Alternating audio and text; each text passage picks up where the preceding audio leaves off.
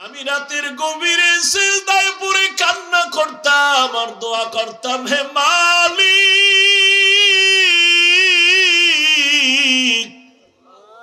আমার গর্ভের সন্তানটাকে তুমি তোমার খাস ওলি বানাইয়া পাঠাইয়া দাও রে আল্লাহ।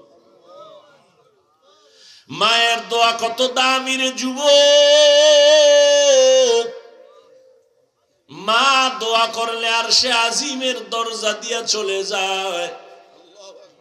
ওই মা কত চোখের পানির কারণে আজকে আমি এই চেয়ারে বসছি রে বাবা। আমার পিছনে মায়ের কত কান্না, কত ত্যাগ আর কত কষ্ট। এরে সন্তানেরা যদি বুঝদি, চামড়া খুলিয়া জুতা বানায় দিতি, মায়ের সাথে বেয়াদবি করতি না রে বাবা। মা, আমি যেদিন দুনিয়াতে আসছি রে যুবক, তুমি যেদিন দুনিয়াতে আসছো প্রসব বেদনায় মা পাগল। মা, যেই মায়ের কণ্ঠ ঘরের বাইরে যায় না, কিন্তু আমি দুনিয়াতে আসার সময় মায়ের এত ব্যথা বেদনার চিৎকারের আওয়াজ বাইরের পাশের বাড়ির মা বোনরা ঘুমাইতে পারে নাই। আমার দাদি নানি মায়ের ঠান্ডা করে বুঝায়, মা কাঁদে আর বলে, মনে হয় মরিয়াই যাব, সাত আসমান আমার মাথায় চেপে আছে। এক পর্যায়ে মা পাগলের মতো বেহুশ হইয়া যায়, আবার কান্না করে। হঠাৎ মা বলে, ও শাশুড়ি, ও মা চলে যাও, 5টা মিনিটের জন্য আমার স্বামীকে একটু আমার কাছে আসতে দাও। আমার আম্মা জান আব্বা জানের পাইয়া হাতটা ধইরা চোখের পানি ছেড়ে বলে, স্বামী, মা বাবার মায়া ত্যাগ করে তোমার ঘরে আসছি, খাইয়া না খাইয়া তোমার সংসার কাটাইল, আজ তুমি আমারে মাফ করে দেও। যেইভাবে খেদমত করা দরকার পারি নাই, মরে যাব, দোয়া করিও। বাবা বলে, ও বিবি এত অধৈর্য কেন? বলে, 7 আসমানের চাপ আমার মাথায়। এই প্রসব বেদনায় কত নারী দুনিয়া থেকে চলে যায়। ও স্বামী, আমিও বাঁচবো না, দোয়া করিও। বাবা একটা দৌড় দিয়া ওযু বানাইয়া যায় না, মাঝে গিয়া কান্না করে, ও আল্লাহ, আমার বিবির হেফাজতের জিম্মাদারি হয়ে যাও। এরে সন্তানেরা, খাজা মঈনুদ্দিনের মা কান্না করে আর বলে, রে মঈনুদ্দিন, রাতের গভীরে যায় নামাজে চোখের পানি, এক রাতও আমি কান্না ছাড়া কাটাইতাম না। ওই টাইম তো বড় আরামের, আল্লাহর সাথে কথা বলার নির্জন টাইম। অতিও গভীর হয় রজনী যখন, নীরবে প্রভুর নাম জপিও তখন, প্রভুর করুণা যদি পাইবারে চাও, গভীর রাতে উঠে প্রভুর গুণগান গাও। ইব্রাহিম আলাইহিস সালামকে আল্লাহ আগুনের মধ্যে ফালাইয়া পরীক্ষা নিলেন মেরাজ। হাদিসে পাকে রহমতের নবী বলেন, আল্লাহ যদি কারো মর্যাদা বাড়াতে চান,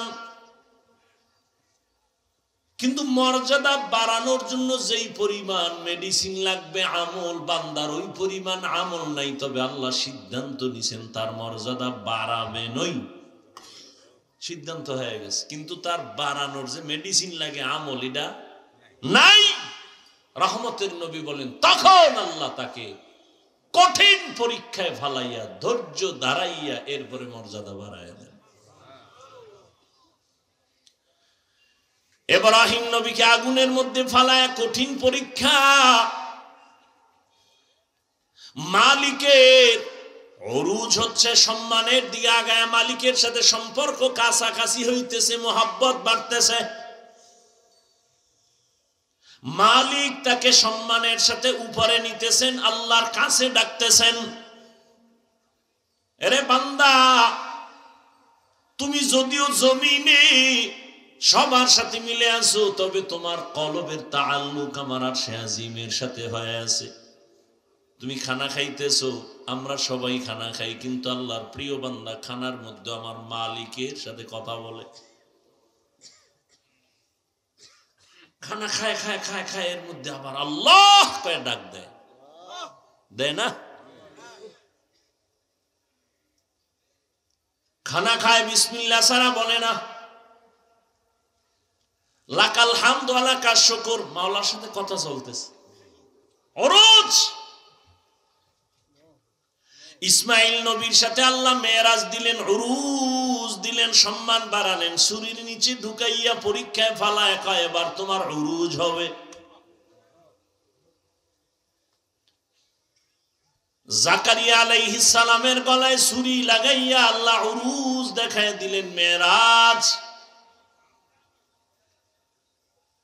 আর আমার নবীরে আল্লাহ এতটা আদর করেছেন,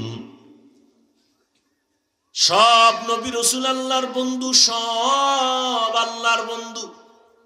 মুসা নবী আল্লাহর বন্ধু, ইব্রাহিম আল্লাহর বন্ধু, ঈসা আল্লাহর বন্ধু, মুসা আল্লাহর বন্ধু, দাউদ আল্লাহর বন্ধু, সুলাইমান আল্লাহর বন্ধু। আমার নবী আল্লাহর বন্ধু, তবে ব্যবধান সব নবী রাসূল আমার আল্লাহ তাআলার আশিক, আর আমার আল্লাহ শুধুমাত্র মুহাম্মদের আশিক। ব্যবধান আছে না নাই? এরে নবীর উম্মত, আমার আল্লাহর নবীকে আমার আল্লাহ পরীক্ষামূলক মেরাজ করার নাই, দিছেন পুরস্কার। কয় পরীক্ষা কই? পরীক্ষা ছাড়া তো পুরস্কার পায় না। আল্লাহ কয় দেখ আমার নবীর আমি কঠিন পরীক্ষা নিছি, যা কোন নবী রাসূলের বেলায় নেওয়া হয় নাই। এক নাম্বার, আমি আমার মায়ার নবীরে দুনিয়ায় পাঠাবার আগে তার বাবার চেহারা থেকে আলাদা করে ফেলেছি। কেমন মায়ার নবী আমার, দুনিয়া এসে জীবনে একবার আব্বা বলে ডাক দিতে পারলেন না, বাবার চেহারাটাও দেখতে পারলেন না। 6 বছরে মা হারায় গেল। রহমতের নবী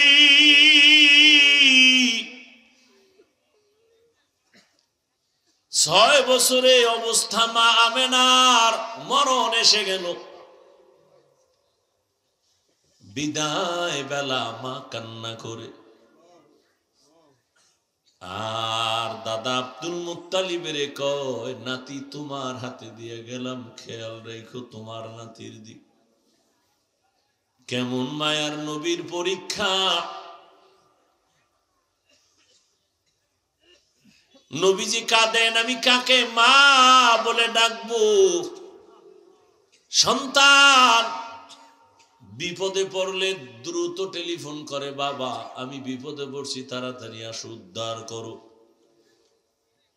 মাকে বলে মা একটু কলিজা দিয়া দোয়া করবা যেন আমার মুসিবত দূর হয়ে যায়। নবীর বাবাও নাই, নবীর মাও নেই। 8 বছর যখন নবীর বয়স, তখন দাদা আব্দুল মুত্তালিব বিদায় নিয়ে চলে গেলেন। দুনিয়া দারুল আসবাব। রহমতের নবীর উপরে 2টা ছায়া ছিল দুনিয়ার লাইনে। এক ছায়া চাচা আবু তালেব, আর এক ছায়া হলো তার সহধর্মিনী আম্মা জান খাদিজাতুল কুবরা রাদিয়াল্লাহু আনহা। কেমন কঠিন! একই বছরের অল্প টাইমের ব্যবধানে চাচাও চলে গেলেন। নবীর কলিজার স্ত্রী আম্মা জান খাদিজা রাদিয়াল্লাহু আনহাও চলে গেলেন। ওদিকে এমন একটা জায়গায় নবীরে পাঠাইলেন, এমন একটা সমাজে, যেই সমাজের মানুষগুলো পৃথিবীর নিকৃষ্ট লম্পট চরিত্রহীন। আরে মসজিদের পাশের মানুষগুলো অন্য মানুষের তুলনায় একটু লাইনে থাকে, মসজিদ তো খবরদার জোরে সাউন্ড দিয়ে গান বাজাইস না, এটা নিয়ম আছে না? মসজিদের দূরের মানুষের তুলনায় পার্শ্বের মানুষ একটু ভালো থাকে। জমিনের মধ্যে আল্লাহ শ্রেষ্ঠ মসজিদ বানাইলেন বাইতুল্লাহ। ইন্না আউওয়ালা বাইতিন উযিআ লিন-নাসি লাল্লাযী বিবাক্কাতা মুবারাকান ওয়া হুদা মুবারাকান ওয়া হুদাল লিল আলামিন।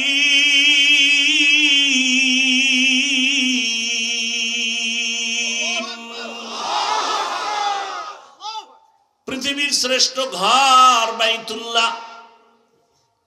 কেমন ঘর? এই সব ঘর মসজিদ কার ঘর? নোয়াখালীর কেন্দ্রীয় মসজিদ কার ঘর? বাইতুল মুকাররম মসজিদ কার ঘর? সব মসজিদ আমার আল্লাহর ঘর, তবে বাইতুল্লাহর মর্যাদা অনেক বেশি। যেই বাইতুল্লাহর দিকে তাকাইয়া থাকবি সওয়াব, যেই বাইতুল্লাহর সীমানায় বসে একবার যদি ডাক দাও আল্লাহ, সাথে সাথে 1,00,000 বার আল্লাহ বলার সওয়াব। বাইতুল্লাহর সীমানায় বসে যদি একবার বলো সুবহান, 1,00,000 বার সুবহান বলার সওয়াব। বাইতুল্লাহর এরিয়ায় যদি একটা সিজদা দাও, 1,00,000 সিজদার সওয়াব আল্লাহ দান করবেন। এমন একটা দামি ঘরের পার্শ্বের মানুষগুলো এত বড় চরিত্রহীন হলো কেন? দুনিয়ার অন্য কোথাও এত খারাপ মানুষ নাই, বাইতুল্লাহর এরিয়ার মানুষ, পাশের মানুষগুলো এই পরিমাণ লম্পট চরিত্রহীন কেন? এর একমাত্র কারণ, অনেকগুলো কারণের বড় একটা কারণ, এদের কোনো মুরব্বি ছিল না। ঈসা নবী চলে গেছেন, 500 বছরের প্লাস, এর মধ্যে কোনো নবী নেই। মানুষগুলো মুরব্বি না থাকলে বেপরোয়া চলে, গরুর গলায় রশি আর মালিক না থাকলে গরুর আর কোনো টেনশন নাই, স্বাধীন। জমিনের মধ্যে স্বাধীন স্বাধীন করে যারা চলে এদের জিন্দেগি ভালো না। আকাশে স্বাধীনভাবে পাখি উড়ে, কোনো দাম নাই, খাঁচার মধ্যে যেটা আটকায় গেছে ওটার মূল্য বেড়ে গেছে। সমুদ্রের ভেতরে 1000 কোটি ধরনের মাছ স্বাধীনভাবে দৌড়ায়, যেখান থেকে সেখানে দৌড়ায়, দাম নাই, জালের মধ্যে আটকায় গেছে, বাজারে উঠছে, দাম বেড়ে গেছে। রাস্তায় কুকুর ঘুরে, কোন কুকুরের দাম নাই, মালিকের শিকল যেই কুকুরের গলায় লাগানো, কুকুরের দাম বেড়ে গেছে। জঙ্গলের হাজারো প্রাণীর কোনো মূল্য নাই, স্বাধীন। কিন্তু যেই প্রাণীটা মালিকের খাঁচায় আটকায় গেছে, চিড়িয়াখানার মধ্যে গেলে, তার ওখানে গেলে টাকা লাগে, দাম বেড়ে গেছে।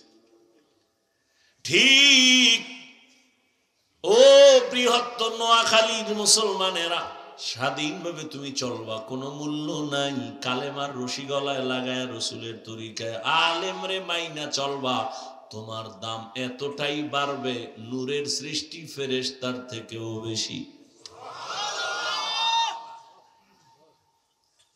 ভাইরা আমার,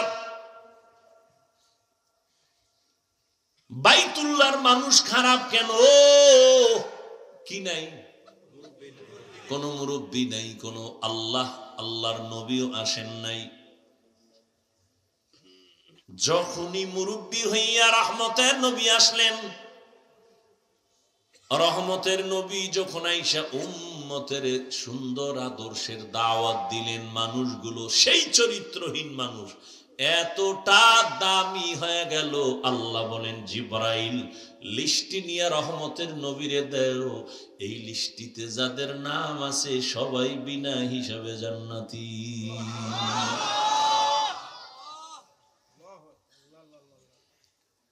বিদায় বেলা রহমতের নবী চ্যালেঞ্জ দিয়ে গেছেন, ও উম্মতেরা, দুটো জিনিস রেখে যাই, ধরেরা যদি রাখতে পারো তোমাদের সম্মানও যাবে না, ঈমানও যাবে না। जिंदगी में बंदगी तू करना है, जिंदगी में बंदगी तू करना है, जिंदगी बे बंदगी शर्मिंदा है, जिंदगी बे बंदगी शर्मिंदा है। यहाँ हम सब मुसाफिर, दिल ना लगा, अहले दिल की नजर से रूह करता जा, शाह दौलत सब फकीर गर नेक ने है, शाह दौलत सब फकीर गर नेक ने है, जिंदगी में बंदगी तू करना है, जिंदगी में बंदगी तू करना है, जिंदगी बे बंदगी शर्मिंदा है, जिंदगी बे बंदगी शर्मिंदा है।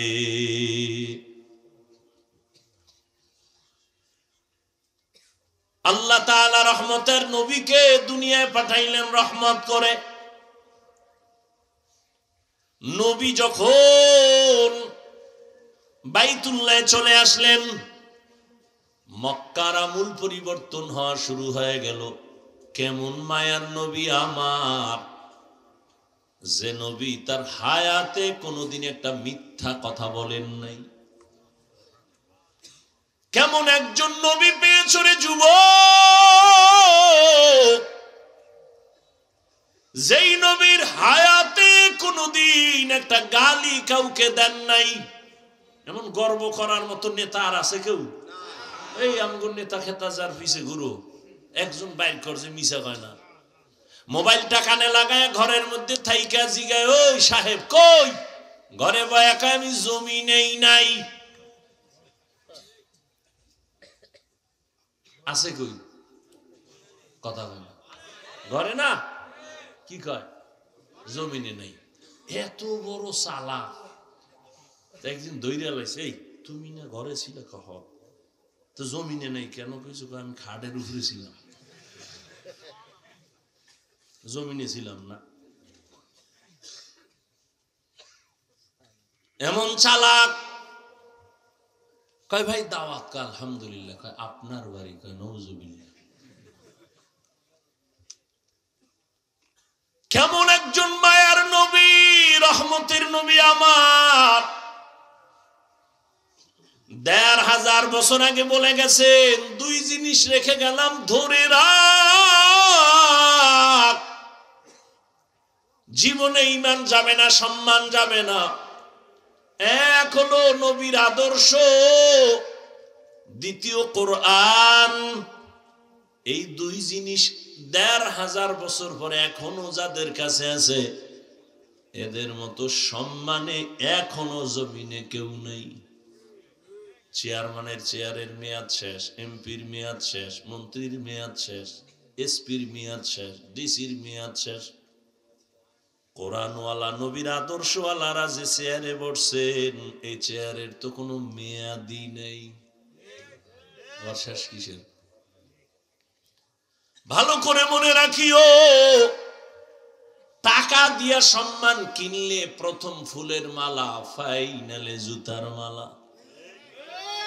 আর আমার আল্লাহ যাকে সম্মান দান করবেন ওই বান্দা দুনিয়ায়ও বাদশাহ, পরকালেও বাদশাহ।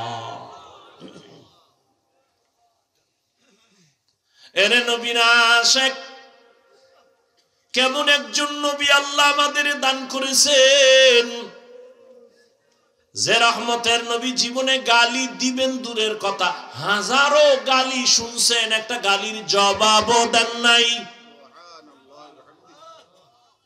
আরো আশ্চর্য কথা, কেমন মায়ার নবী আমার, জীবনে কোনদিন মায়ার নবী চোখ মোবারক দুইটা গরম করে কারো দিকে তাকান নাই, চোখ গরম করে তাকান নাই। কেমন মায়ার নবী, রহমতের নবী। সাহাবায়ে কেরামদের সামনে বলেন, এই তোমরা মরণের কত কাছে মনে করো, আপনাদের ধৈর্য যাইতেছে শেষ হইয়া। শুরুতে না বলছি বয়ান কি এটা এলেম আমলের বাহাদুরিতে করা যায়?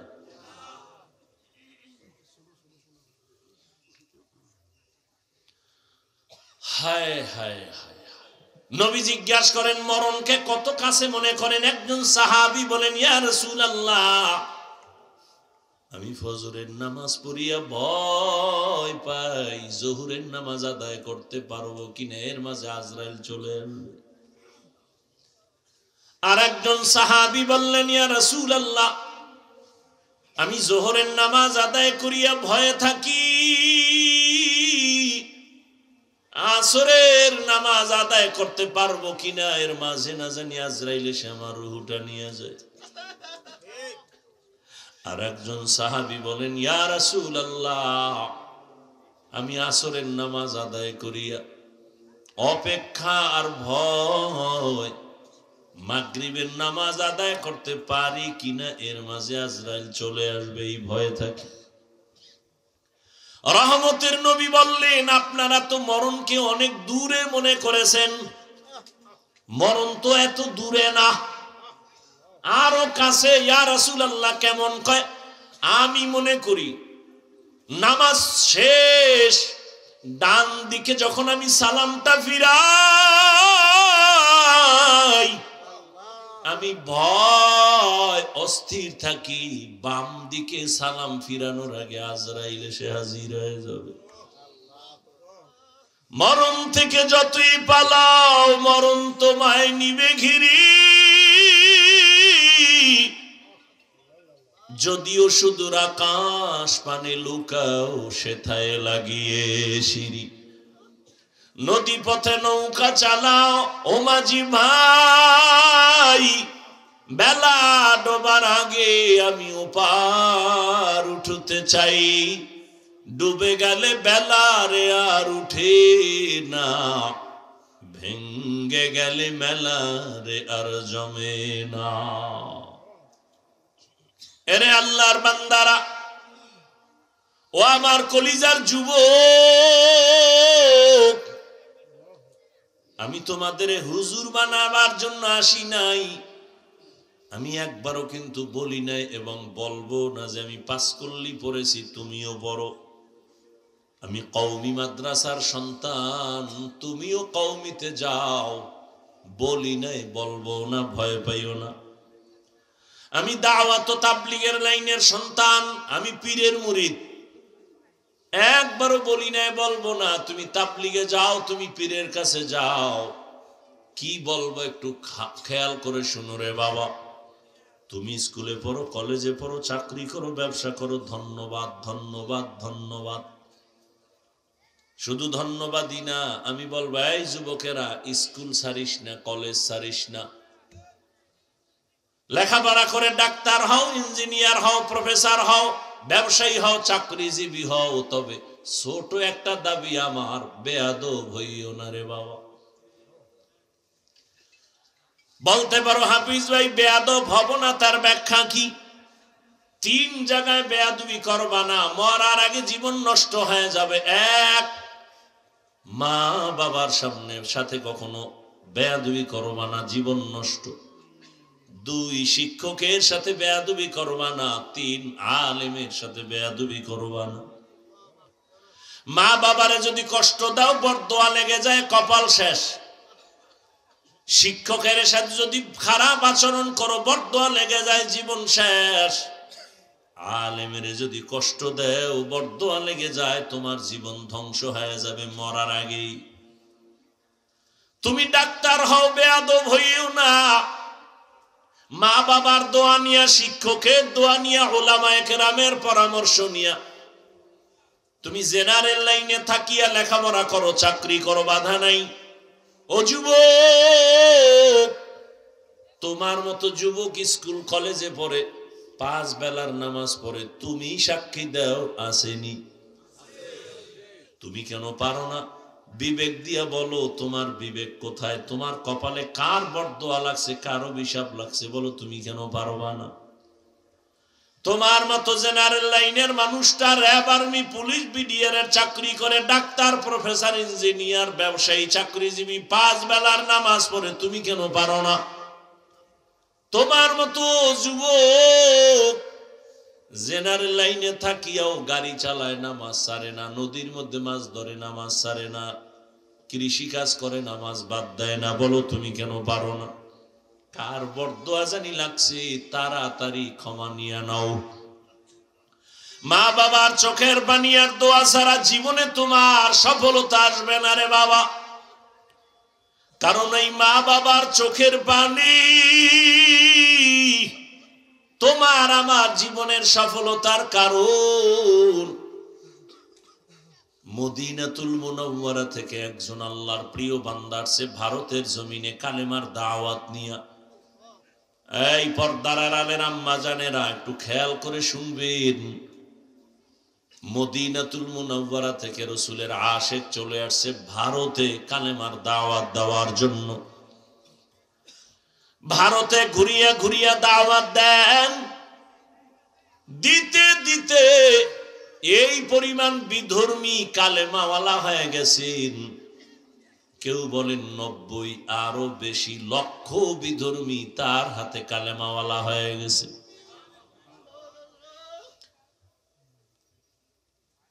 আনন্দিত অন্তর ভরা, সবাই তার নাম জানেন। এমন আল্লাহর প্রিয় বান্দা, রসুলের আশিক খাজা মঈনুদ্দিন চিশতি আজমিরি রহমাতুল্লাহ আলাইহি। খাজা মঈনুদ্দিনের মন বড় খুশি। আম্মা জানের সামনে বসলেন। মা বলে, এই মঈনুদ্দিন, তোর অন্তরে এত আনন্দ কেন?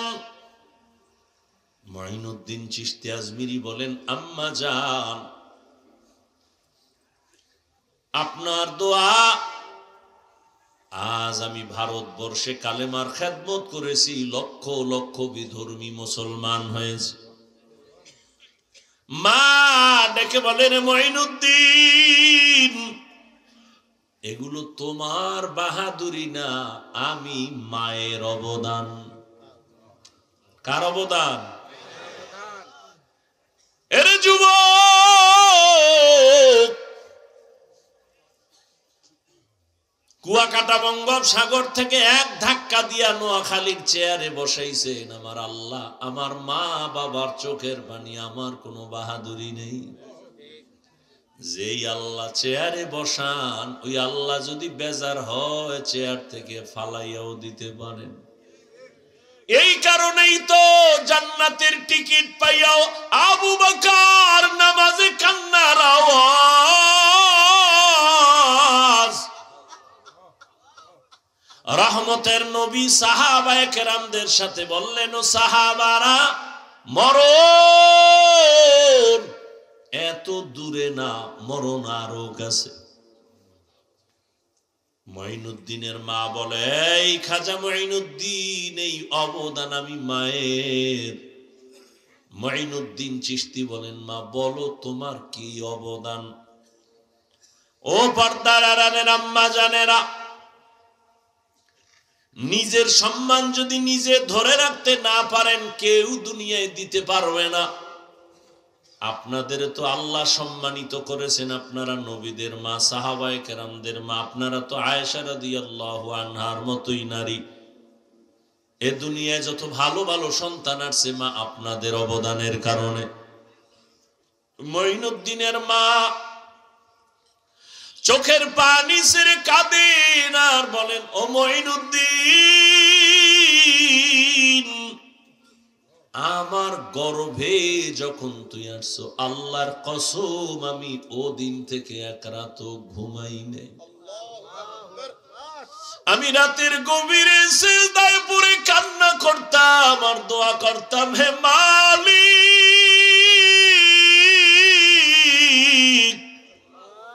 আমার গর্ভের সন্তানটাকে তুমি তোমার খাস ওলি বানাইয়া পাঠাইয়া দাও রে আল্লাহ। মায়ের দোয়া কত দামি রে যুবক। মা দোয়া করলে আর সে আজিমের দরজা দিয়া চলে যায়। ওই মা কত চোখের পানির কারণে আজকে আমি ইচ্ছে আরে বসছি রে বাবা। আমার পিছনে মায়ের কত কান্না, কত ত্যাগ আর কত কষ্ট। এরে সন্তানেরা যদি বুঝদি, চামড়া খুলিয়া জুতা বানায় দিতি, মায়ের সাথে বেয়াদবি করতি না রে বাবা। মা আমি যেদিন দুনিয়াতে আসছি রে যুবক, তুমি যেদিন দুনিয়াতে আসছো প্রসব বেদনায় মা পাগল।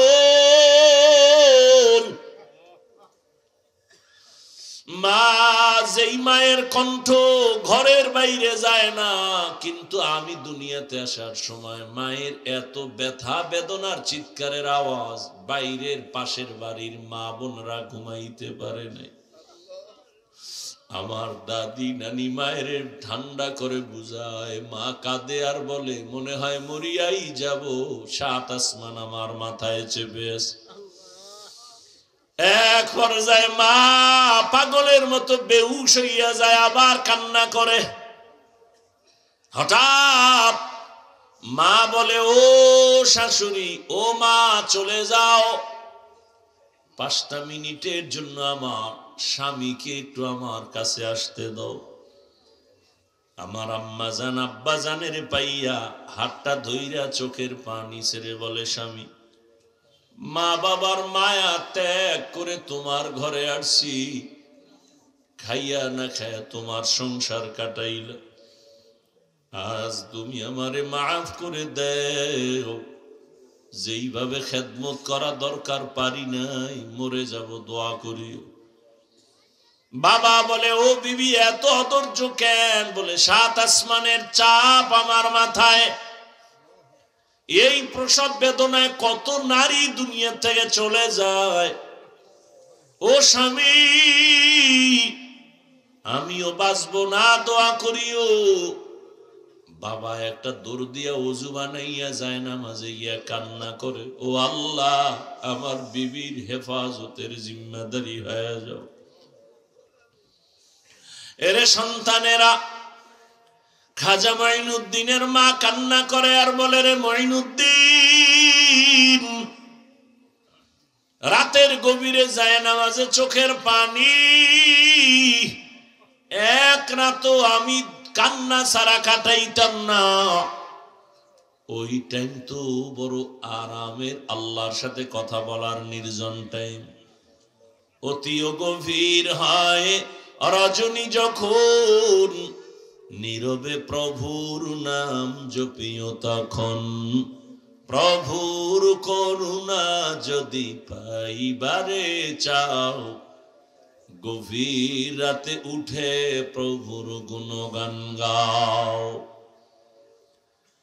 মঈনুদ্দিনের মা দেখে বলে, রে মঈনুদ্দিন, শুধু আমি তোমাকে গর্বে নিয়ে দোয়া করেছি, কান্না করেছি, এতটুকুই না, আল্লাহর জাতের কসম, তুমি যেদিন দুনিয়াতে আসছো, আমি মা তোমাকে যতদিন আমার দুধ পান করাইছি, আল্লাহর কসম একটা ফোঁটা দুধ বিনা অজুতে তোমার মুখে দেই নাই। এক ফোঁটা দুধ বিনা অজুতে তোমার মুখে দেই নাই। এরে আম্মা জান, এমন মায়ের সন্তান কেন জগৎ বিখ্যাত আল্লাহর প্রিয় বান্দা হবে না? সন্তানকে ডাক্তার ইঞ্জিনিয়ার বানাবেন, বাধা নাই, তবে বেয়াদব যেন না হয়। 5 ওয়াক্ত নামাজি, ব্যবহার দিয়ে যেন মানুষের দোয়া নিতে পারে, আলেমদের নেক দোয়া নিতে পারে, এমন একটা সন্তান রেখে যাবেন। ও আমার কলিজার যুবক বাবারা, কয়দিন দুনিয়ায় বাহাদুরি করবা? তোমার আমার চোখের সামনে কত যুবক চলে গেল। করোনার ভেতরে যুবকের লাশ, গাড়ির নিচে, পানির নিচে, ঘুমের বিছানায় যুবকের লাশ। আল্লাহর কাছে তওবা করো। জীবনে তো কম নামাজ সারলা না, দাড়ি কাটলা না, বেপরদায় কম চললা না, আর কত হায়াত আর বাকি কত।